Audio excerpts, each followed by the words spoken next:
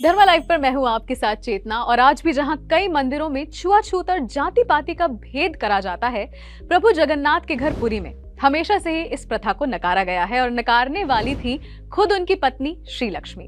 एक प्रचलित ओडिया कथा के अनुसार जगन्नाथ की पत्नी देवी श्री लक्ष्मी को ही भगवान के लिए प्रसाद बनाने का अधिकार होता है और वही उन्हें उनका भोजन बनाकर खिलाती हैं। देवी लक्ष्मी एक बार अपने राज्य के भ्रमण के लिए निकली, मगर देखा कि हर किसी का घर जो है वो गंदा और मलिन पड़ा हुआ है। लोगों के घर पैसा तो बहुत था मगर शालीनता बिल्कुल नहीं। ऐसे में देवी लक्ष्मी को पता चला कि जगन्नाथ की एक बहुत ही बड़ी समर्पित भक्त है श्रेया चांडालिनी।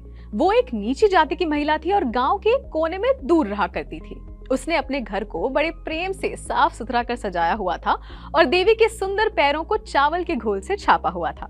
देवी श्री लक्ष्मी ने प्रसन्न होकर उसे दर्शन देने की ठानी और उसके घर चली गई।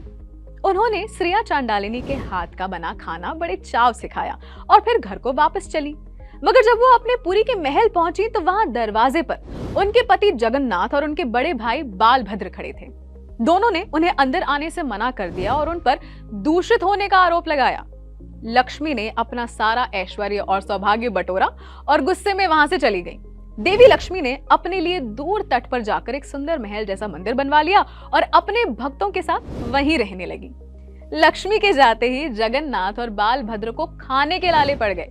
उन्होंने बहुत कोशिश करी भिक्षा मांगने की, मगर कोई उन्हें भिक्षा ही न देता था। किसी ने देने की चेष्टा भी करी तो देवी के प्रकोप से वो भिक्षा अंतर्धान हो जाती थी। भटकते भटकते भूखे प्यासे जगन्नाथ और बालभद्र श्री लक्ष्मी के महल के सामने आए। महल में जाकर उन्होंने भिक्षा के लिए पुकार लगाई। महल की नौकरानी आई और उनसे आने का प्रयोजन पूछा। ये बिना जाने कि वो किसका महल है, जगन्नाथ और बालभद्र ने कहा कि वो कई दिनों से भूखे हैं और थोड़ा खाना मिलता तो बड़ी कृपा होती। नौकरानी अपनी मालकिन यानी देवी लक्ष्मी को ये बताने गई तो देवी ने कहलवा भेजा, उनसे पूछो क्या उन्हें एक चांडालिनी के घर का खाना स्वीकार है। भूख से पीड़ित दोनों भाइयों ने लक्ष्मी से भोजन की विनती करी तो लक्ष्मी ने उन्हें उनका पसंदीदा भोजन भेजा। खाना खाते ही जगन्नाथ समझ गए कि ये तो उनकी पत्नी ने बनाया है। अब लक्ष्मी उनके सामने आई।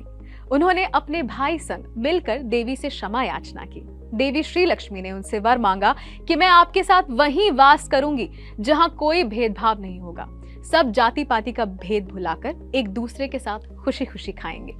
जगन्नाथ ने तथास्तु कह दिया और इसी कारण आज भी जगन्नाथ मंदिर में जाति पाति का भेद भुलाकर हर कोई जमीन पर पत्तलों में प्रसाद ग्रहण करता है। यही नहीं, जगन्नाथ की रथ यात्रा की शुरुआत हमेशा नारियल फोड़ने और उसके बाद वहां के राज परिवार के सड़क पर झाड़ू लगाने के बाद शुरू होती है। कैसी लगी आपको ये कथा, नीचे कमेंट सेक्शन में लिखकर जरूर बताइए। और हाँ, प्रभु जगन्नाथ आप पर कृपा बनाए रखें।